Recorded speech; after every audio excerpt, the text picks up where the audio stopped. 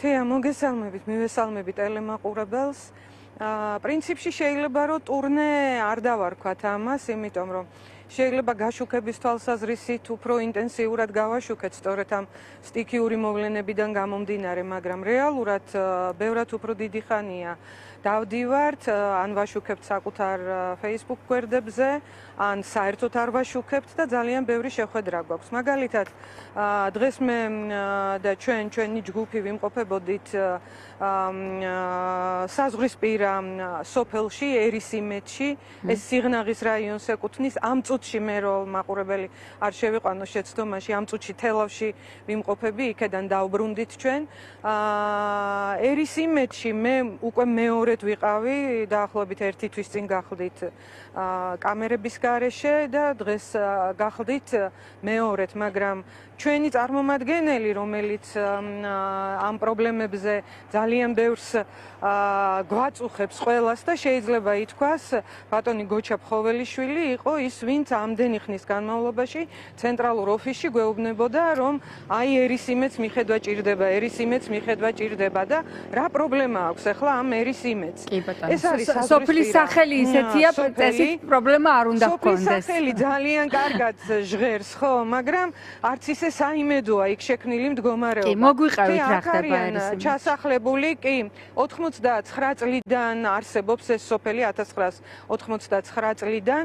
აქ ჩასახლდნენ ეკომიგრანტები აჭარის მთიანეთიდან, კერძოდ ხულოს რაიონიდან, როდესაც იქ მეწყრული მოვლენები იყო, სტიქიური უბედურება და მთელი სოფელი ძირითადად მე კი პანკისის ხეობიდანაც არიან აქ ჩამოსახლებული და რამოდენიმე სხვა მოსახლეც, მაგრამ ძირითად ასე ვთქვათ მოსახლეობას შეადგენს სწორედ ეკომიგრანტები და თქვენ წარმოიდგინეთ, ეს არის ალაზანს გაღმა პირდაპირ აზერბაიჯანის საზღვართან, სადაც ასევე ჩამოდის მდინარე ბელაქანჩაი და ამ შუა მდინარეთში შეიძლება ითქვას ჩნდება ასეთი პრობლემა, რომელიც ყოველწლიურად კიდევ უფრო მწვავდება, რომ როდესაც წყალდიდობა, წყალუხვობა, წვიმების პერიოდია, ალაზანი დიდდება, ამ მეორე მდინარის ნაკადი ვეღარ შედის ალაზანში და პრაქტიკულად შეიძლება ითქვას გადმოდის სოფელზე.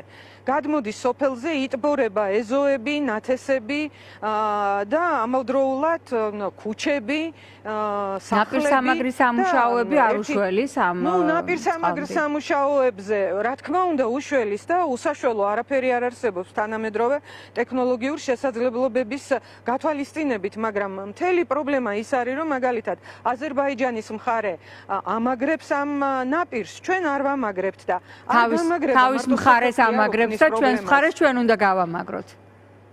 რა თქმა უნდა, მაგრამ არის პრობლემა სწორედ ის, რომ როდესაც მდინარე ეხეთქება და გამაგრებითი სამუშაოები არ არის, სავარგულებს შლის მიაქვს და პრაქტიკულად ქართული მიწა ატარავდება, საზღვარი იწევს აქეთ ამ მხარეს და ერთადერთი აი ეს სოფელი არის, რომელიც ამ სასაზღვრო ზოლს ინახავს და თქვენ წარმოიდგინეთ, ეს არის უსაფრთხოების თვალსაზრისით უმნიშვნელოვანესი, ხო, საზღვრისპირა სოფელია, ეკომიგრანტები ჩამოასახლეს სწორედ იმიტომ, რომ რაღაცნაირად ეს ტერიტორია უფრო დასახლებული იყოს და დღეს რა ხდება?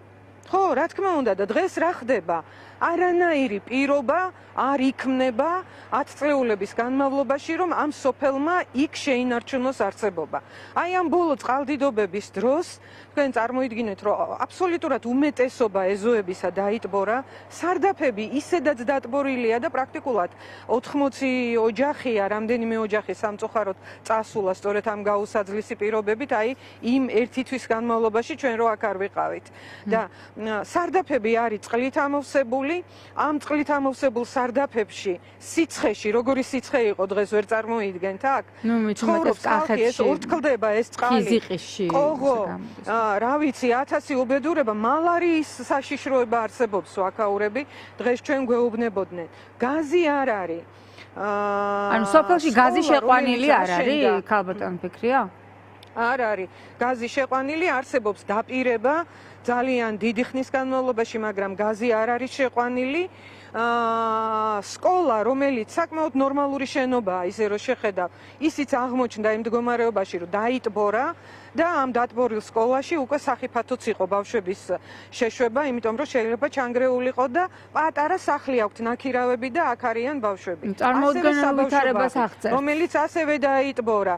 ხო, წარმოუდგენელია, ძალიან რთულია ამის წარმოდგენა, რაც იქ ხდებოდა. ეხლა რამდენი მოსახლეა ერის იმედში, ქალბატონო ფიქრია, რა რაოდენობის ადამიანებზეა საუბარი და გვერდითა სოფლებში რა ხდება?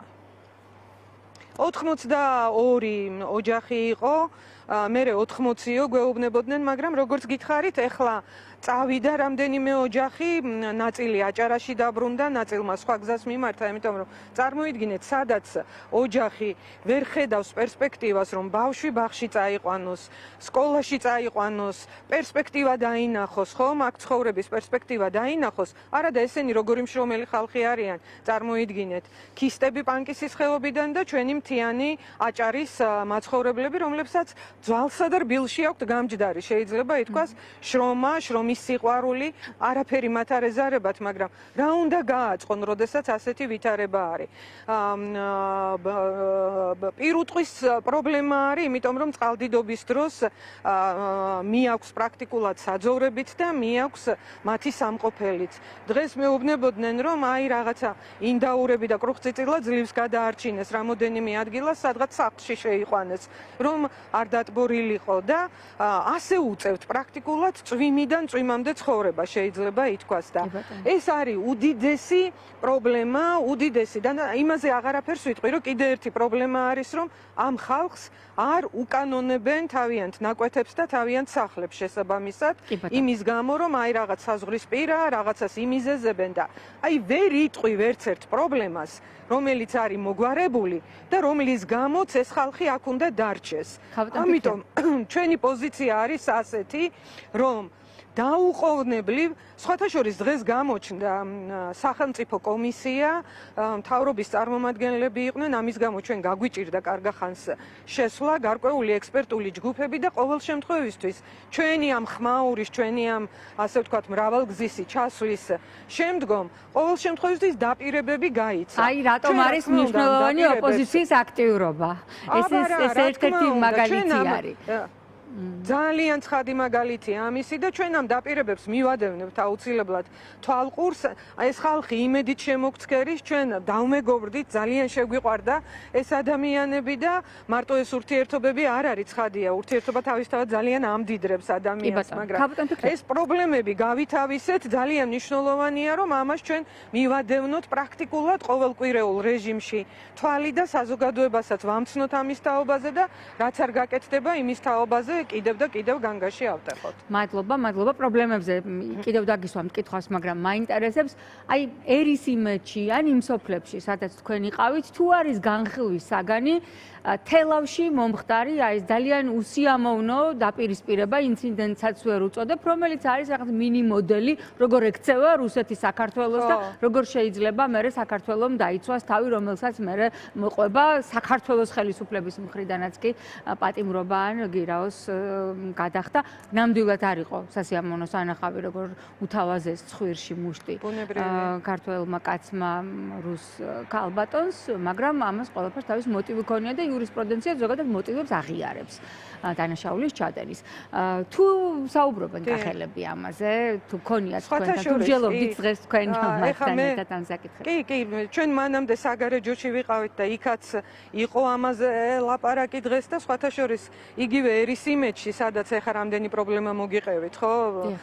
დახუნძლული არიან პრობლემებით, ამაზე იყო აქტიური ლაპარაკი და ჩვენც გვაინტერესებდა ცხადია მათი პოზიცია, მათი მოსაზრებები.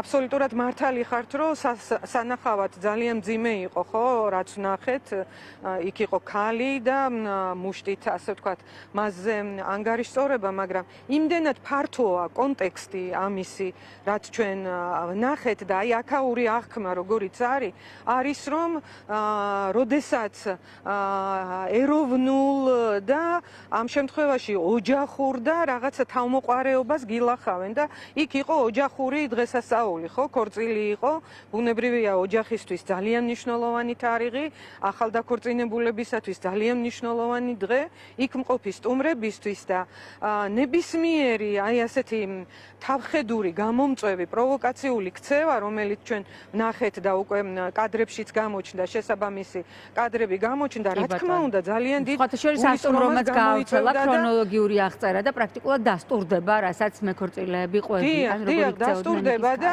სხვათა შორის ნებისმიერი ადამიანი ხა როცა არ მოგწონს ის რაც მოხდა და რაც დავინახეთ, იმ მდგომარეობაში რომ ჩააყენო საკუთარი თავი, ალბათ ძალიან ცხადად წარმოიდგენ რა ემოცია შეიძლება გაგიჭირდება თავი შეკავება ადამიანს, ხო?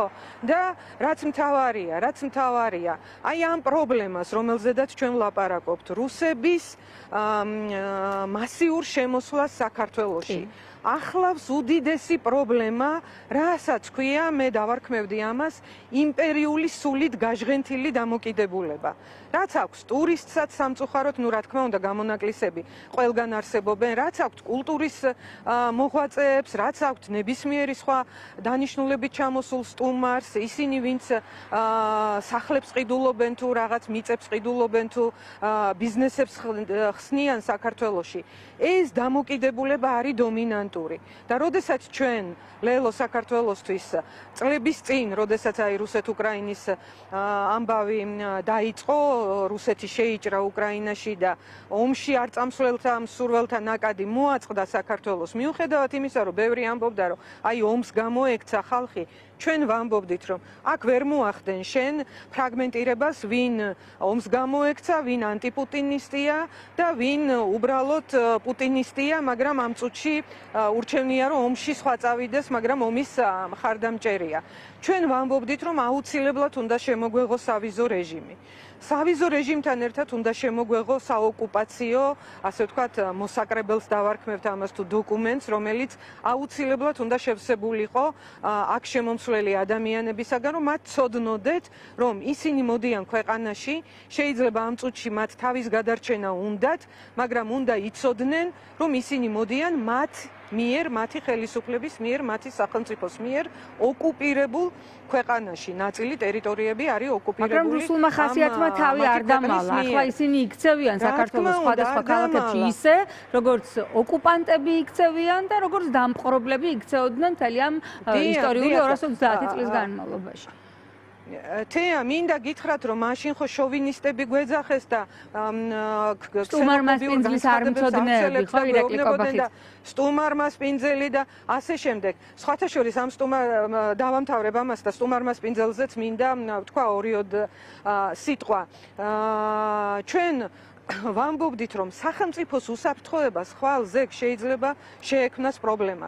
ჩვენ ახლა ვლაპარაკობთ, რომ აი ამ ფაქტთან დაკავშირებით ეს იყო პროვოკაციული ქმედება თუ ეს იყო უბრალოდ სასმელისაგან რაღაცა გონიდან გადასული ადამიანების ქმედება, მაგრამ ერთია თუ მეორეა, პროვოკაცია შეიძლება შედგეს ასეთ ვითარებაში და ამ პროვოკაციებმა შეიძლება ძალიან ცუდი შედეგი მოიტანოს და ხელისუფლება, რომელიც ესე დასდევს და ფეხებს უთბილავს სულ მანქანებს, რომლებიც არ ჯარიმდებიან რუსული ნომრებით, მანქანები, ბიზნესები, რომლებიც ასევე არ ჯარიმდებიან რუსული ბიზნესები, აი რუსული ტურიზმი, რომელიც ანალოგიურ შემთხვევაში შეიძლება სხვა ძალიან მძიმედ საქართველოს ტურისტული ინდუსტრია მიბმული ყოფილა დღეს რუსულ ტურიზმზე, გავიგეთ ყველაზე მეტი. ერთი რომ მიდგმული ყოფილა და მეორე, მე არ ვიცი რამდენად იმუშავა, ეს კიდე გამოსაკვლევი თემაა, მაგრამ პრაქტიკულად ჩანაცვლება მოხდა თითქოს რუსული ტურიზმით, ქართული ტურიზმისა და ქართული ტუროპერატორები და